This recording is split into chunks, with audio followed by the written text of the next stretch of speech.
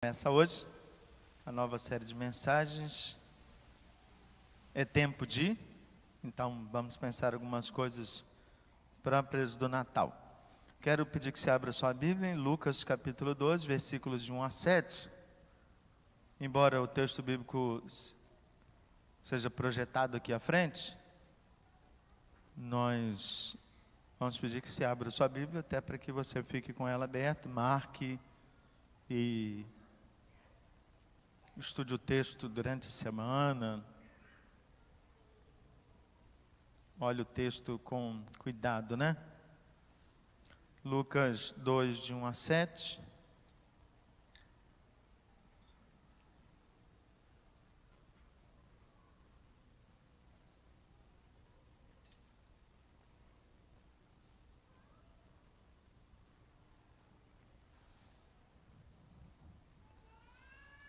Amém?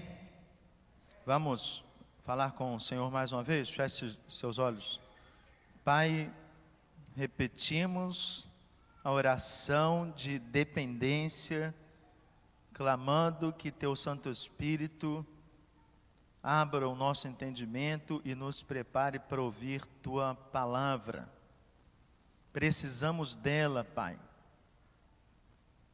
Precisamos que Teu amor invada o nosso coração e toque nas áreas mais sensíveis de nossa vida. Ajuda-nos.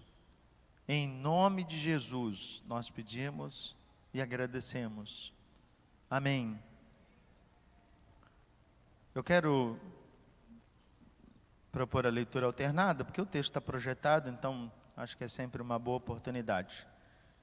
Então vamos fazer da mesma forma, eu leio um versículo, você responde com o seguinte: Naqueles dias, César Augusto publicou um decreto ordenando o recenseamento de todo o Império Romano.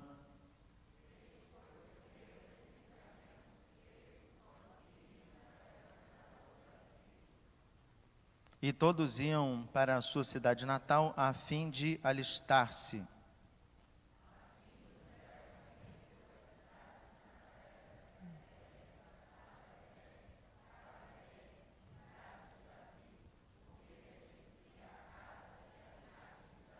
Ele foi a fim de alistar-se com Maria, que lhe estava prometida em casamento e esperava um filho.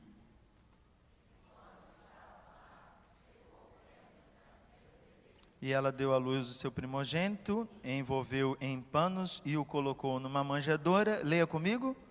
Porque não havia lugar para eles na hospedaria. Quero que você grave este final. Vamos ler de novo. Porque não havia lugar para eles na hospedaria. Muito bem. Há várias formas de fazer uma exposição bíblica, né? E de manhã, por exemplo, nós temos uma série expositiva.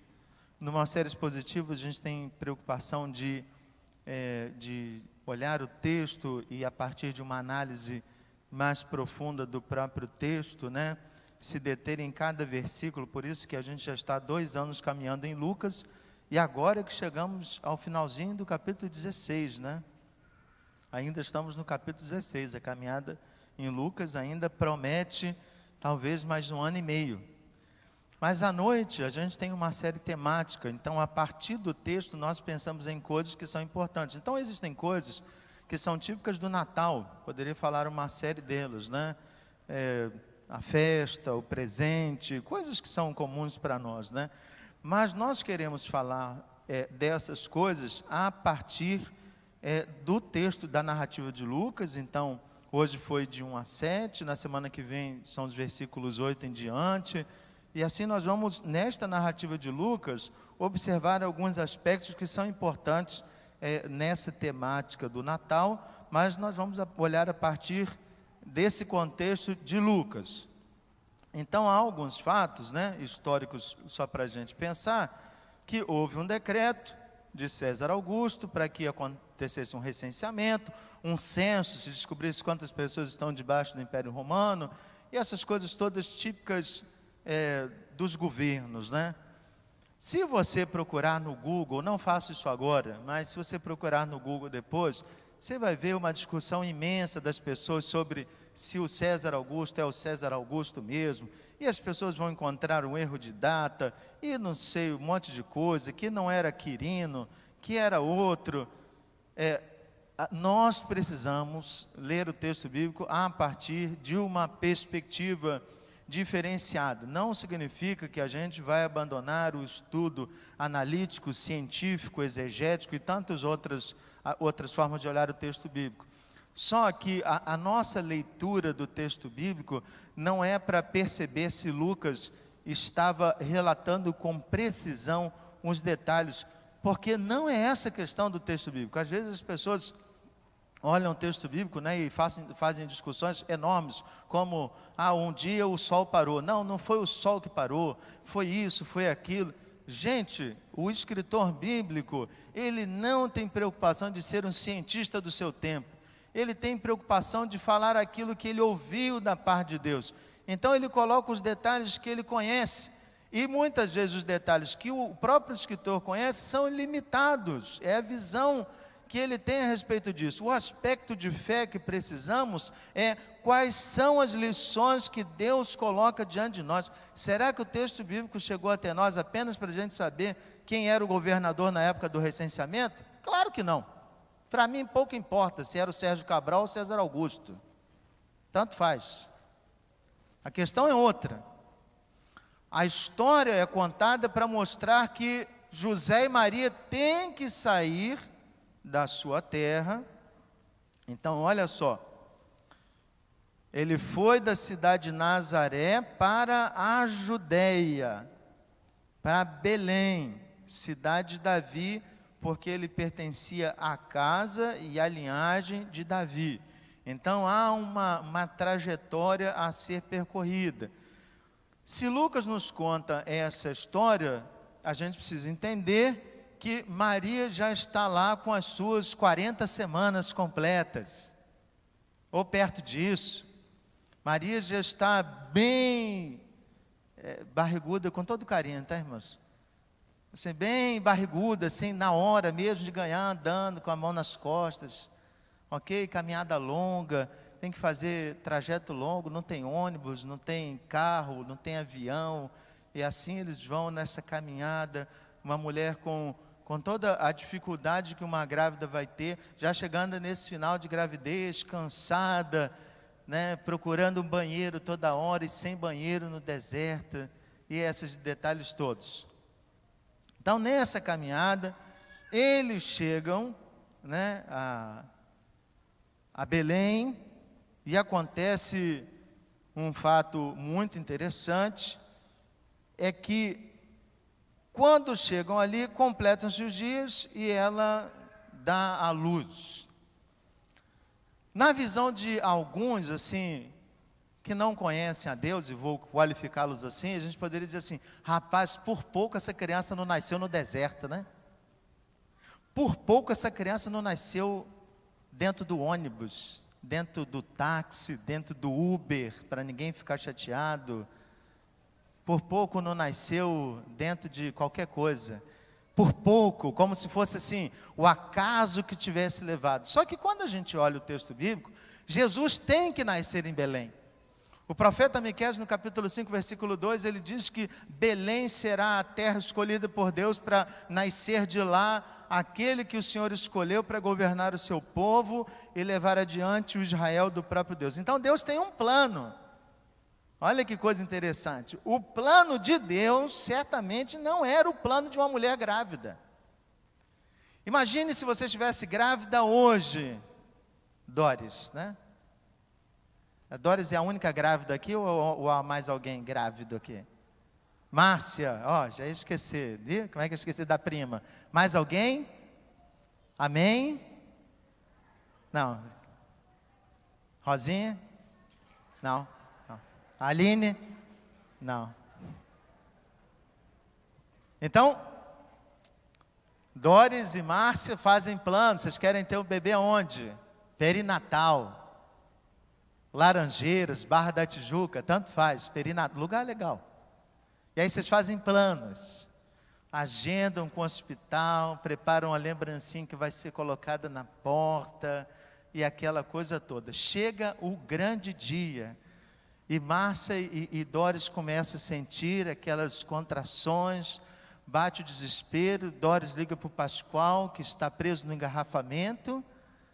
Márcia liga para o Washington e a tragédia está à vista, né? Está fazendo hora extra, não atende o telefone, e tudo começa a dar errado, e elas resolvem ir direto para o hospital, naquela tranquilidade que toda mulher grávida tem quando está perto de ganhar um neném. E aí, indo para o hospital, elas têm o bebê dentro do carro. Não quero isso, mas vai que. E aí, o bebê dentro do carro. Então, nós fazemos planos para que ele nasça no lugar tal, na hora tal, mas quando Deus quer que as coisas aconteçam de forma diferente, Deus faz com que as coisas aconteçam dessas formas que Ele quer. Então, a criança nasce no lugar que Deus quis, e assim já era. Você pode deixar o plano da perinatal para o segundo ou terceiro filho, no caso da Márcia e do Austin, né? Então, você deixa o plano para depois, e aí você resolve fazer com 38 semanas, para não correr o risco de que a criança vai sair na hora que a gente acha indevida.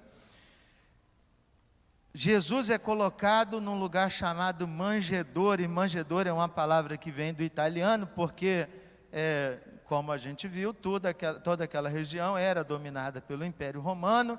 Então a palavra é mangiatoia, ou seja, um lugar duro de madeira, feito para colocar ração de animais. É algo provavelmente criado pelos próprios romanos, naquele formato, naquela perspectiva, né?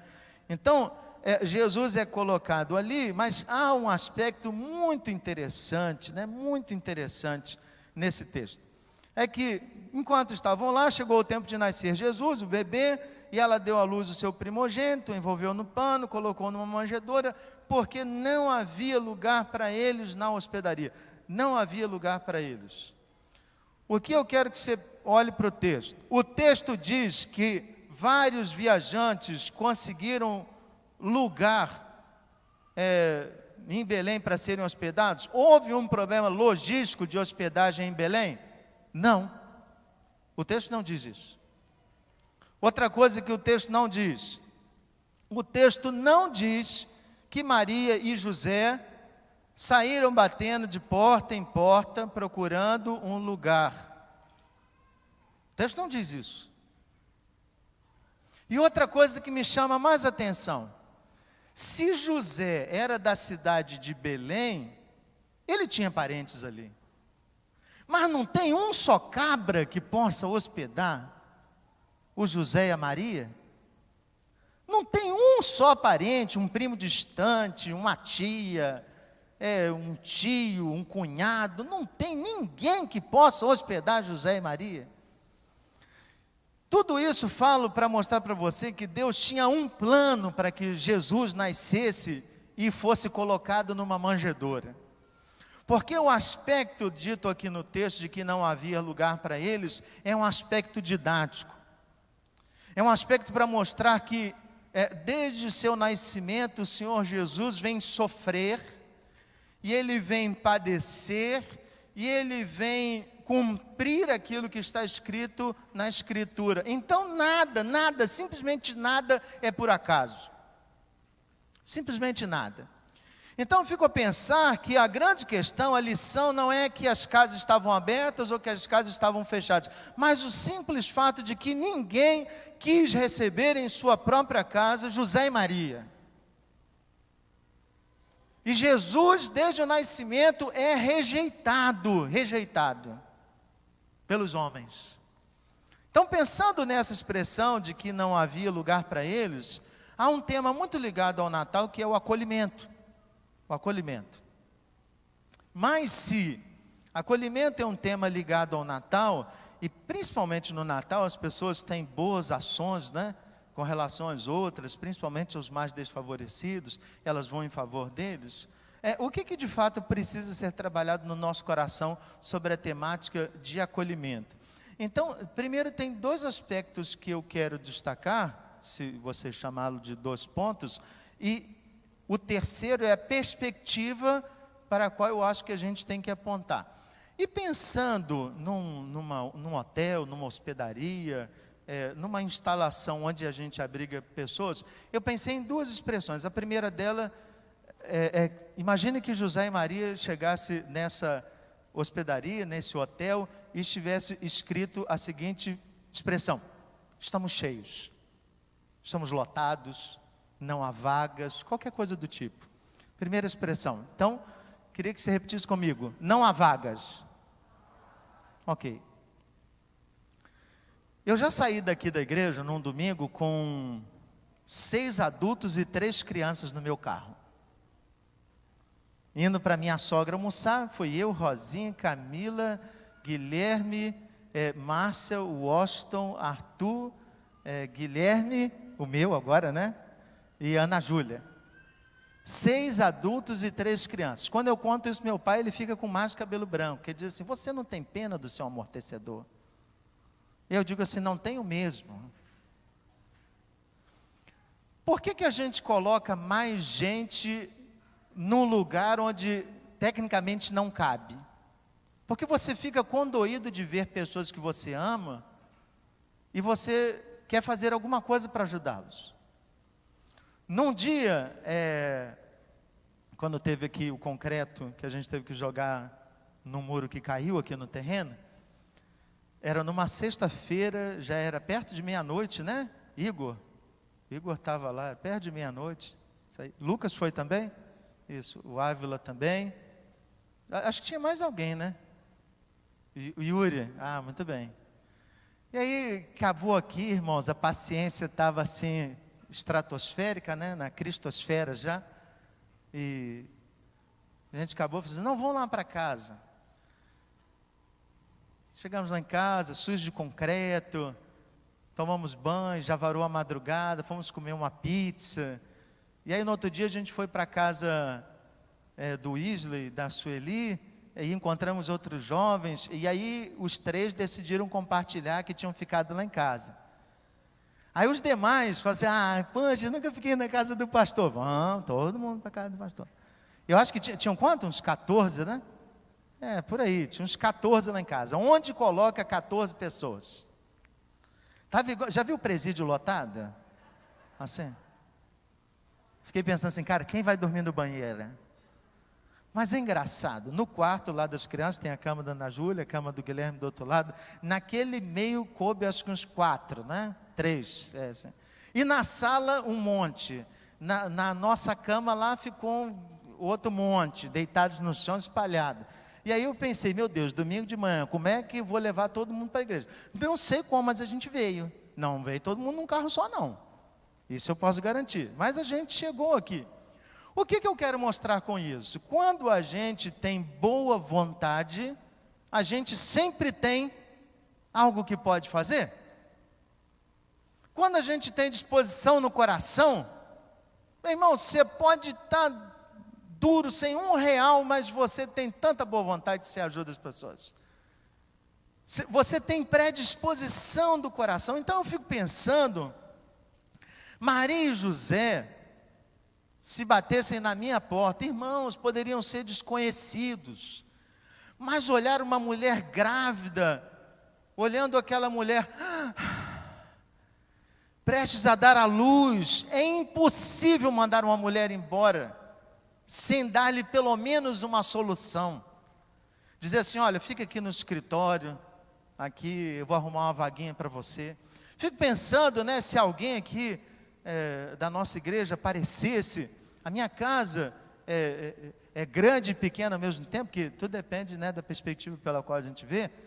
Mas se chegasse algum irmão, batesse lá: Roberto, Ivanilde, Sara, Fábio, fomos despejados da nossa casa, precisamos de um lugar para dormir. Meu irmão, está aqui, pode chegar aí, a casa é tua, fica à vontade. Não fica tão à vontade não, mas fica, ok, casa baiano, né, irmão? Nada contra os baianos, quanto baiano Robéria. E aí, a sensibilidade. No texto, então, as pessoas não são sensíveis a José e Maria, muito mais do que isso, irmãos. O texto não aponta para José e Maria, o texto aponta para Jesus. Então significa que, se não há vagas, nós estamos cheios, mais cheios de nós mesmos, e não há possibilidade em nós para estarmos abertos para as coisas que vêm de Deus. Então o que o texto está mostrando é que no nosso coração há a tendência de dizermos sempre não para aquilo que vem de Deus. Porque nós estamos cheios de conceitos, cheios de nós mesmos, cheios de arrogância, cheios de inveja, cheios de um monte de coisa que não pertence a Deus, mas essas coisas tomam conta do nosso coração e acabam sufocando as coisas de Deus. Jesus tem umas expressões muito interessantes, né, sobre esse aspecto, e talvez a maior delas é a parábola do semeador. O semeador saiu a semear, ele jogou sementes, e uma das sementes caiu num campo onde tinha espinhos. E aí diz que a semente brotou, nasceu, só que ela morreu porque foi sufocada pelas outras plantas. Na explicação, Jesus assim disse, que a palavra de Deus foi lançada, mas ela morreu porque foi sufocada, por quê? Pelos problemas da vida. Olha que coisa interessante, você pode ouvir um sermão maravilhoso, mas por causa da sua cabeça cheia de problemas, você pode acordar sem nem lembrar do que você ouviu nessa noite. Nós estamos cheios, quando a Márcia nos convidou aqui a pensar sobre a segunda música, Perdão e Graça, e por sinal uma música que em particular eu gosto muito, eu fiquei a pensar se o amor de Deus de fato invadisse o nosso coração e tomasse conta de todas as áreas. Será que existiriam sentimentos como tristeza, amargura, ódio, ira, raiva? Se sentimos isso, é porque há espaços não ocupados pelo amor de Deus. Só tem uma solução, é o esvaziar-se de nós mesmos, para que o próprio Deus possa encher o nosso coração. É exatamente essa expressão de Paulo aos Filipenses, quando ele disse assim, porque Jesus não usou com usurpação o ser igual a Deus, antes a si mesmo se esvaziou e, assumindo forma de servo, foi obediente à morte e à morte de cruz. Então a mensagem de Paulo para nós é: esvaziem-se, fiquem com o coração vazio, abram seu coração, coloquem diante do Senhor aquilo que está enchendo vocês, porque do contrário, todas as vezes que o Senhor bater a porta e nos convidar para uma atitude diferente, diremos: Senhor, sinceramente, não tenho espaço para isso, meu HD está lotado, não há vagas, eu estou cheio de preocupações, cheio de problemas. Então a mensagem do Evangelho de Lucas aponta para mim que o fato de não ter vaga para o Senhor Jesus mostra que, desde que o mundo é mundo, a humanidade não está afim de receber o próprio Deus em sua casa. Não há predisposição, porque nós estamos lotados de um monte de coisa. Mas, colaborando com essa expressão, há uma expressão muito parecida, né, que a gente também pode dizer para um hotel, que é a primeira é não há vagas, a segunda é estamos fechados. Diga comigo, estamos fechados. Por que estamos fechados? Você chega lá, acabou o expediente, acabou o horário de expediente, você chega lá, é feriado. Por que eles não encontram lugar na hospedaria? Será que as pessoas já era noite, as pessoas estavam com a porta fechada, ninguém queria abrir, com medo de ser assaltado?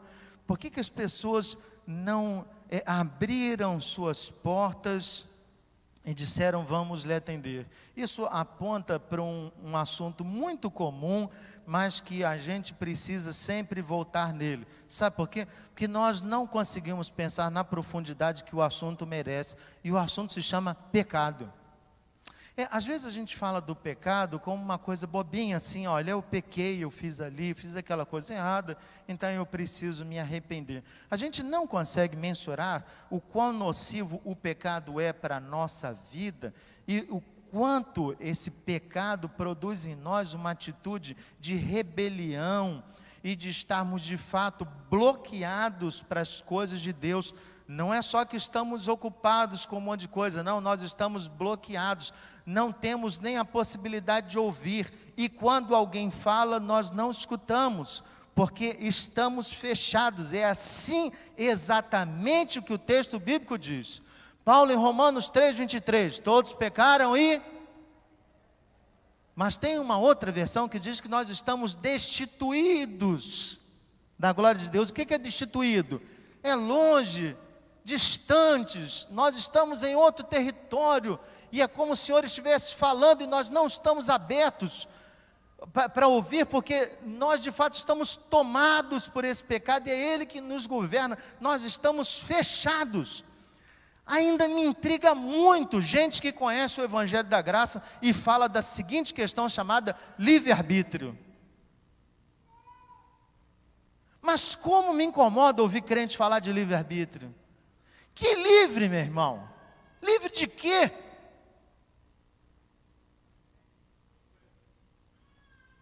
O tempo todo a única coisa que passa na sua cabeça é pecado. Quando acontece uma mensagem no Facebook, quando a gente bate os olhos e lê, a gente não lê com os olhos de Deus, a gente lê com os olhos de pecadores. Quer ver coisa da confusão entre irmãos? É o escrito.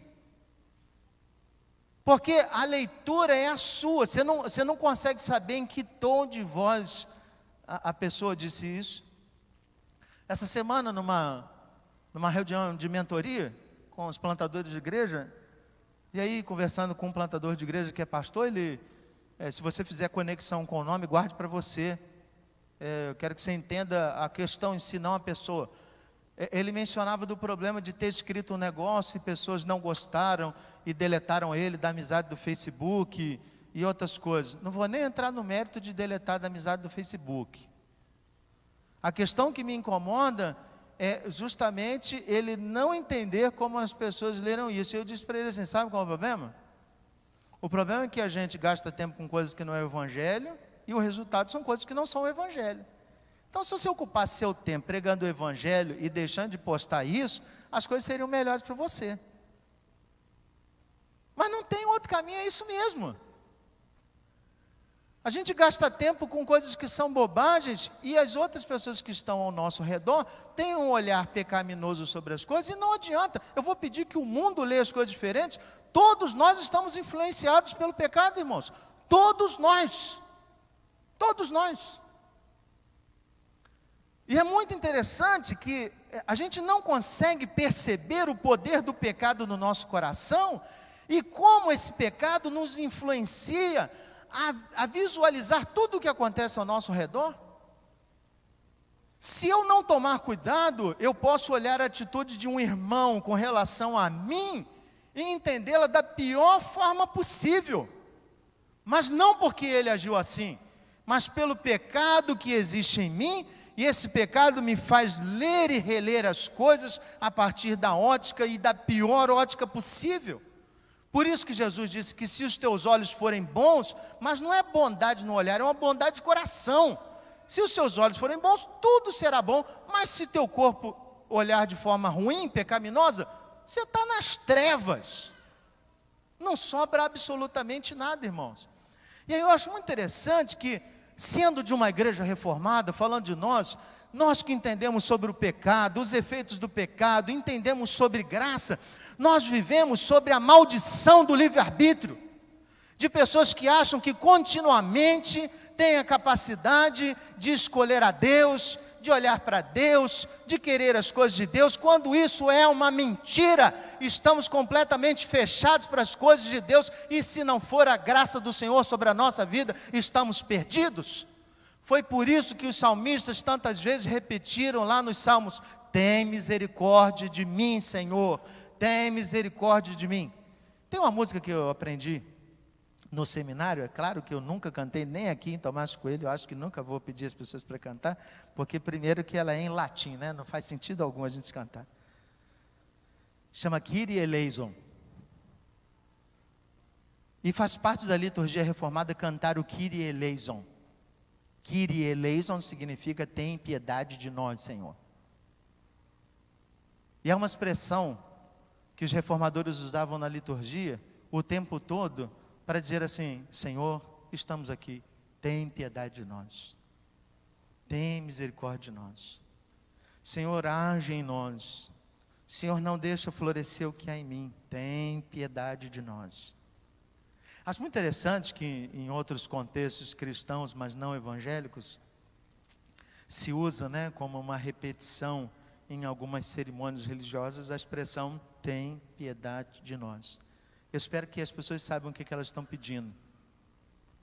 O pedido é: Senhor, eu por mim mesmo não consigo entender o que o Senhor quer para me dizer, tem para me dizer. Eu não consigo entender. Eu estou fechado. Eu não consigo entender. Mas nós o tempo todo batemos na tecla de: por que fulano não fez isso? Por que fulano não fez aquilo? Por que fulano não teve determinada atitude? Irmãos, somos todos pecadores. Tem misericórdia de nós, Senhor. Não havia lugar para o Senhor Jesus, porque as pessoas estavam ocupadas demais, estavam cheias, e porque elas estavam fechadas. Mas se temos que pensar numa proposta do Evangelho, precisamos pensar então se somos essa instalação, essa hospedagem, essa hospedaria. Qual é a proposta do Evangelho para nós? Abertos 24 horas por dia. Vamos repetir? Abertos 24 horas por dia. Acho que é interessante na caminhada cristã. A gente fala de caminhada, mas quando a gente fala de aspectos, por exemplo, como santificação, parece que a gente está falando de degraus. Assim, imagine que nesse ponto é o ponto mais perto de Deus, e aí, em determinado dia, você está aqui, né, na escada. Uma semana que você conseguiu orar, ler a Bíblia, e você se sente aqui, mais perto de Deus. Aí, em determinado dia, você chutou o balde da barraca, não foi para a igreja, não participou de um monte de coisa, você está aqui. A gente entende assim. A grande questão é que na caminhada cristã, ou nesse processo de santificação, não existem degraus de santidade que me tornam mais perto. Você tem o degrau 0, que se chama pecador, e o degrau único, que se chama discípulo do Senhor Jesus. Então, ou você está aqui, ou você está aqui. Não tem orei. Passo 2, ler a Bíblia toda. Passo 3, ser oficial da igreja, diácono. Ser oficial da igreja, presbítero. Uau! E assim vamos nesse degrau de santificação. Não, isso não existe. O degrau 0 é pecador, o degrau 1 é discípulo do Senhor Jesus. Quando a gente começa a entender isso, a gente percebe que a transformação é: eu hoje não pareço com Cristo, amanhã o meu objetivo de vida é parecer com Cristo Jesus. Mas o problema é que entre esses dois degraus, a cristandade criou um negócio muito ruim, e permita-me a palavra, mesmo sendo muito dura, que é medíocre. Porque é a média, ou seja, eu não estou nem aqui, não estou lá, mas eu estou aqui no meio, na média. Eu não pareço com o Senhor Jesus, mas também já não sou aquele velho homem. Estou na média.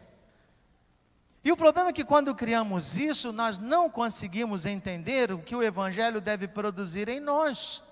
Se não havia lugar para Deus na casa das pessoas, e o Senhor Jesus é o próprio Deus, se não existia um lugar para Deus na casa das pessoas, quando ouvimos o Evangelho de Lucas nos convidar a ter lugar para o Senhor na nossa casa, não é Senhor, fica na porta, é Senhor, entra e toma conta da minha vida.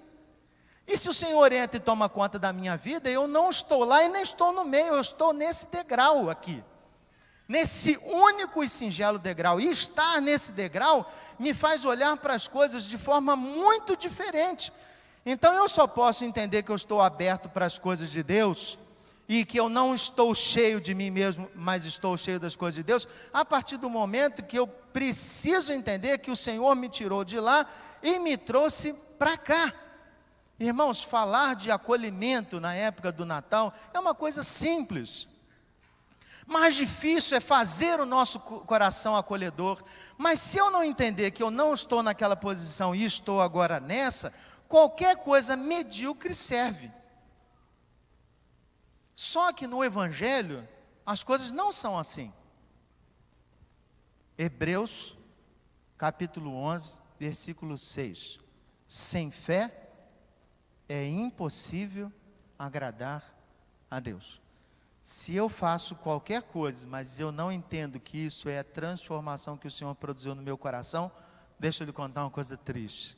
Não serve para nada. Absolutamente nada. Se você fez porque achava que era certo, importante, gente está passando fome no mundo, se as suas motivações foram essa, ok, um monte de gente sorriu para você e disse obrigado, mas não serviu para nada.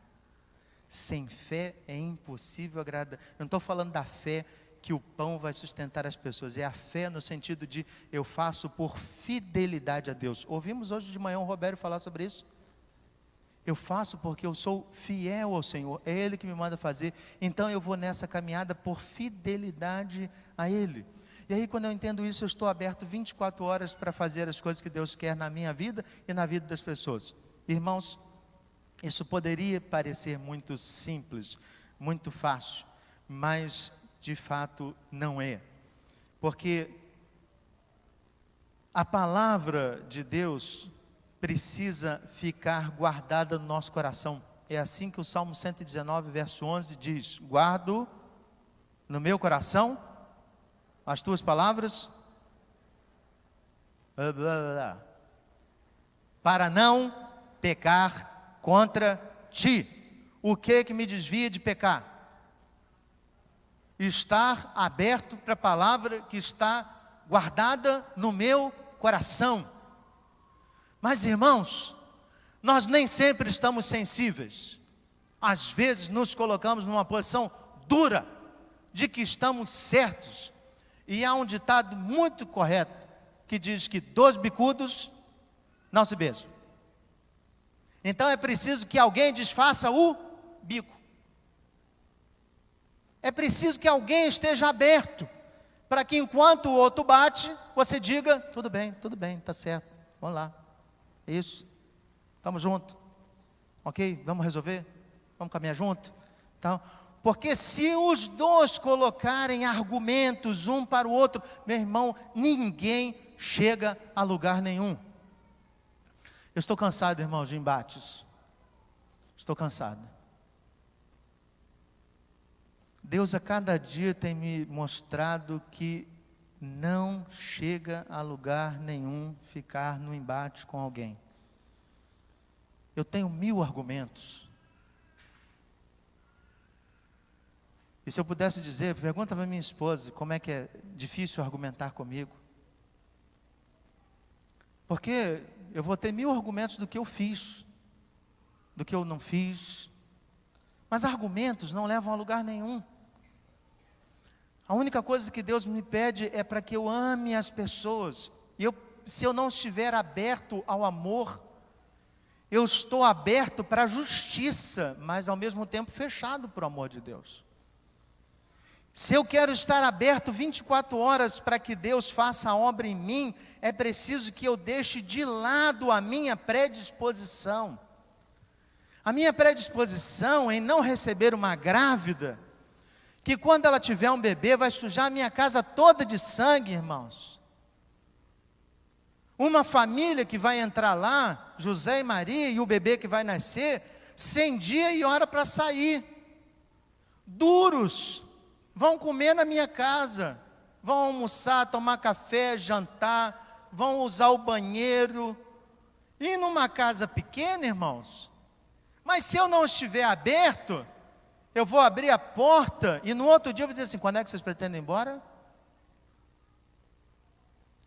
É preciso que a gente esteja aberto para as coisas de Deus, para entender o que Deus está fazendo conosco, irmãos. Isso é uma coisa tão pessoal, tão sincera, tão profundo, que eu fico imaginando que de fato, se o amor de Deus alcançasse o nosso coração, nós não teríamos dentro de uma comunidade eclesiástica 1/3, para não dizer nada, 1/3 das discussões inúteis que temos sobre questões que não têm nada a ver com o Evangelho de Jesus Cristo. Mas discutimos essas coisas porque estamos completamente fechados e cheios de nós mesmos, cheios de razão. Irmãos, para de ter razão. Humilhai-vos, e o próprio Deus te exaltará. Ame, se entregue, acolha, receba. Mas como isso é difícil? Natal é tempo de acolhimento? Sem dúvidas. Mas até que ponto nós estamos prontos a receber as pessoas que nos fizeram mal? Falar de um pecador comum, simples, distante, que eu não conheço seu nome e sua história é simples. Ele entrará pelas portas da igreja, nós o receberemos, nós o trataremos da melhor forma possível, o discipularemos. Mas e quando esse pecador agir como pecador e fizer algo que nos fere, que nos maltrata, e ele decidir entrar de novo por essa porta, como o nosso coração o receberá? Será que estaremos tão sensíveis como o pai do filho pródigo, com os braços abertos, sem apontar-lhe o dedo, sem dizer o que fez? Será que nós somos pessoas extremamente acolhedoras, como o Evangelho diz? E eu vou dizer que eu não sou assim. Porque há em mim pecado, eu estou cheio de orgulho, de vaidade, cheio de mim mesmo, cheio de conceitos, cheio de pressuposições, cheio das minhas certezas de que os outros estão errados. Mas irmãos, é preciso dar um tempo com isso, é preciso colocar isso no fim e dizer que não vale a pena. Há lugar para pecadores aqui sim. Mas só existirá lugar se eu não estiver cheio dos meus próprios conceitos e se eu não estiver fechado para as coisas de Deus. Fora isso, não haverá lugar para mais ninguém. Fico pensando que eu coloquei 6 adultos e 3 crianças no meu carro, porque eram a minha família, pessoas que eu amo. Mas e se fossem 6 estranhos? Que predisposição há no meu coração de acolhê-los e de falar do Evangelho do Senhor Jesus para eles?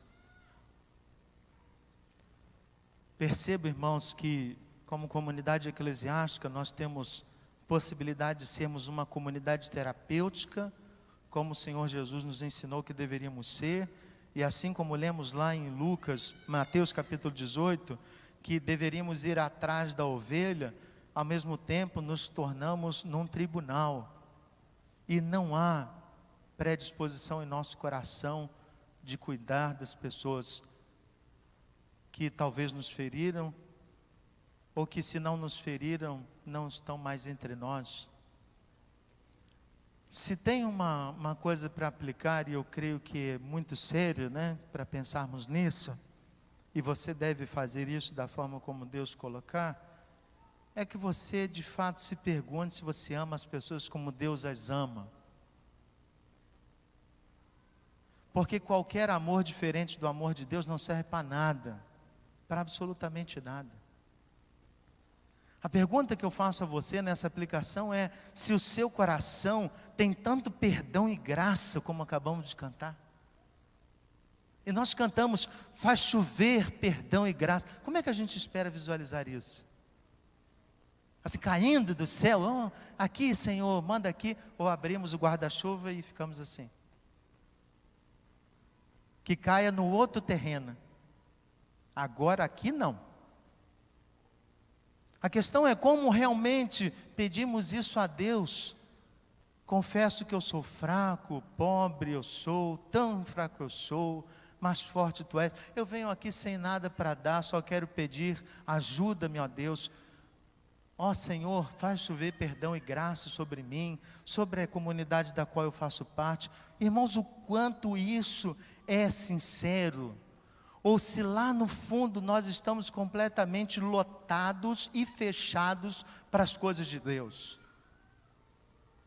Se Deus trouxesse aqui nesta noite pessoas que você tem coisas contra elas, e não me diga que você não as tem, porque não há só um ser humano que não tenha sido ofendido durante a vida.